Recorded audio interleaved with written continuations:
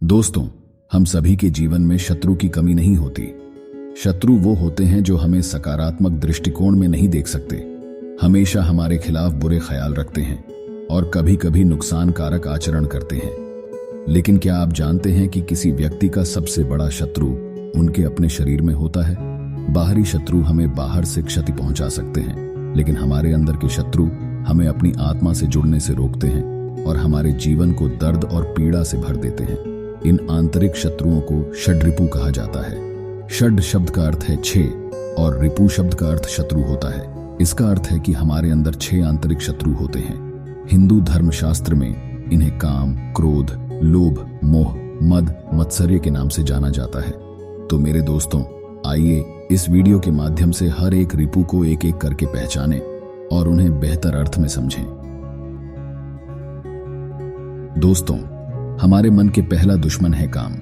दोस्तों, जब कोई व्यक्ति 5 इंद्रियों के माध्यम से किसी चीज के साथ खुशी का अनुभव करता है तो उसको वह चीज पसंद आती है और फिर वह उसमें बड़े आसक्त हो जाते हैं। हम ऐसी चीजों की ओर बढ़ते हैं जिनमें हमारी रुचि बढ़ जाती है, जिससे हम उनकी ओर आसक्त हो सकते हैं। यह वस्तुओं के प्रति आत्म इच्छा की भावना को उत्पन्न कर सकता है।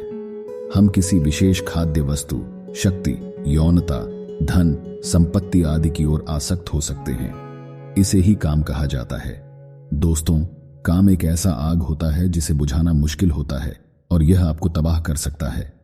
भगवद गीता अध्याय 3 श्लोक 37 में भगवान ने कहा है, यह केवल काम है जो रजोगुण के संपर्क से उत्पन्न होता है और फिर क्रोध में परिणत होता है। इसे जानो कि यह दुष्ट सभी को निगल देने वाला दुश्मन है।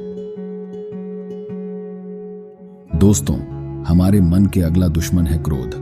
दोस्तों, क्रोध आमतौर पर किसी माने गए खतरे के लिए होता है। जब आप अपनी धैर्य खो देते हैं, जब आपका मतभेद अनदेखा किया जाता है या आपको लगता है कि आपके साथ अन्याय हो रहा है, तो आप क्रोधित हो सकते हैं। हम जीवन के अनुभवों के आधार पर मजबूत पसंद और अपसंद विकसित करते हैं। हमारी मजबूत इच्छाएं, वासनाएं पूरी नहीं होती हैं तो हम क्रोधित हो सकते हैं। इसी तरह हम विश्वसनीय तरीके से इसका व्यक्ति नहीं कर पा रहे होते हैं तो क्रोध बढ़ सकता है। एक बौद्ध कहावत के अनुसार क्रोध एक ऐसी चीज है जैसे हाथ में एक जलते हुए चारकोल का टुकड़ा पकड़कर किसी पर फेंकने का इरादा होता है। दोस्तों, अनुमान लगाओ किसको चोट लगेगी। भगवद गीता श्लोकों में वर्णित है कि काम और क्रोध आखिरकार पूरी तरह से विनाश की ओर ले जा सकते हैं। इसे कभी कभी विनाश की सीढ़ी के रूप में संदर्भित किया जाता है। जब कोई व्यक्ति 5 इंद्रियों के विषयों के बारे में लगातार विचार करता है तो उसे उन विषयों के प्रति आसक्ति उत्पन्न होती है। आसक्ति से इच्छा, वासना उत्पन्न होती है और इच्छा से क्रोध उत्पन्न होता है। क्रोध से मोह आता है, मोह से स्मृति का हानि होता है, स्मृति की हानि से बुद्धि का विनाश होता है जो पूरी नाश की ओर ले जाता है। दोस्तों, हमारे मन के तीसरा दुश्मन है लोभ। लोभ जैसे सभी अन्य बुरी आदतें हमारे अहंकार से आता है। इसमें हमारी अधिक और स्वार्थी इच्छा होती है कि हमें ज्यादा चाहिए जो हमें वाकई नहीं चाहिए।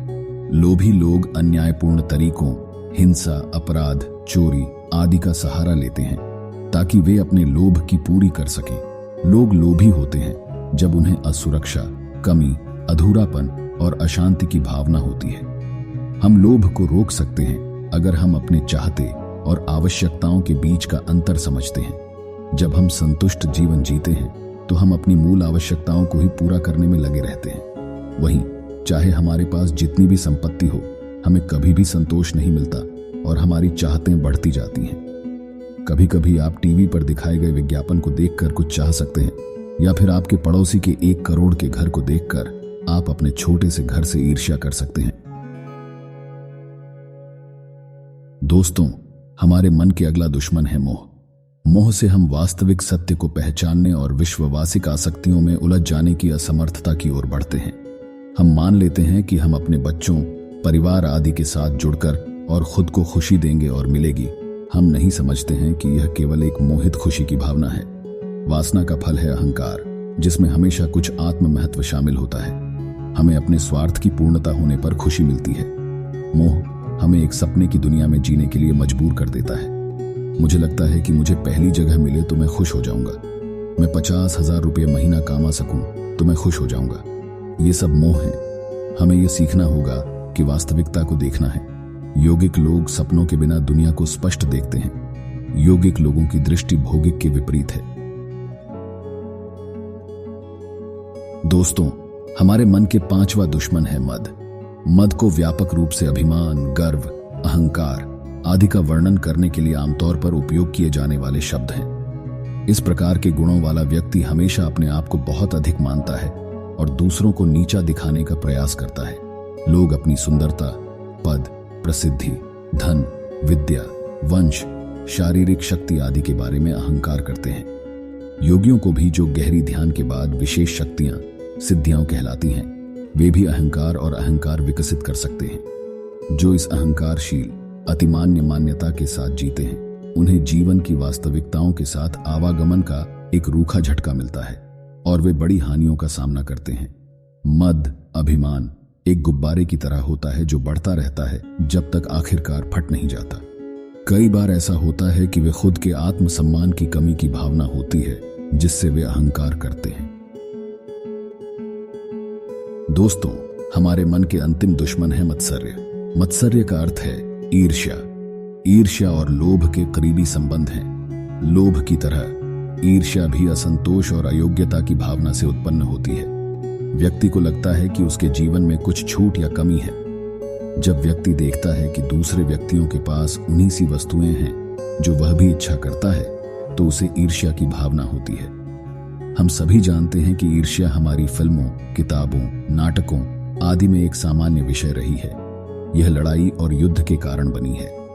कई तलाक ईर्ष्या के परिणाम स्वरूप होते हैं। फिर से सभी अन्य नकारात्मक प्रवृत्तियों की तरह ईर्ष्या का प्रमुख दोषी आत्म महत्व होता है। सनातन धर्म के अनुसार इन 6 दुश्मन आत्मा को जन्म मृत्यु के चक्र से जोड़ते हैं और इसे इस सांसारिक दुनिया में सीमित रखते हैं। खासकर पहले 3 को नरक का मार्ग माना जाता है। पहले 2-6 जीवन में हमारी मुश्किल स्थितियों को उत्पन्न करते हैं। चाहे आप कितने भी शक्तिशाली, धनवान, सफल या बाह्य खुश हों, अगर ये 6 आंतरिक शत्रु अब तक नहीं पराजित हुए हैं तो आप अपूर्ण हैं। वास्तव में सनातन धर्म कहता है कि जब तक हम इन 6 दुश्मनों शत्रुपु को पराजित नहीं करते हैं, तब तक हमारा मन कभी भी सच्ची खुशी और शांति का अनुभव नहीं करेगा। सनातन धर्म की षड्रिपु की अवधारणा हमें हमारे अपने सफलता और असफलता के लिए जिम्मेदार बनाती है। गीता में भगवान कृष्ण कहते हैं, मनुष्य को खुद को ऊंचा उठाना चाहिए, तुम खुद को नीचा नहीं दिखा सकते। यकीन मानो, केवल मन ही मनुष्य का मित्र है और केवल मन ही मनुष्य का दुश्मन है।